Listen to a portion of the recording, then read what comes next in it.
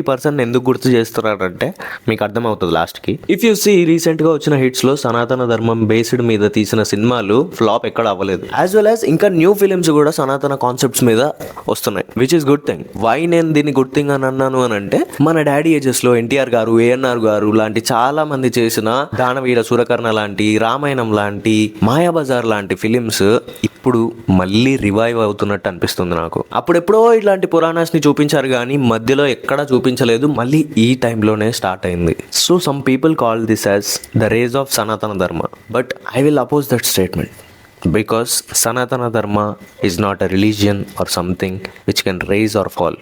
It is eternal. Because it is eternal, it can't rise or fall. It doesn't have any rise or fall. It is there and it will be there. I will say every filmmaker should listen this. Now people are ready to hear. So coming to the controversy, actually ఈ person భారతదేశం మీద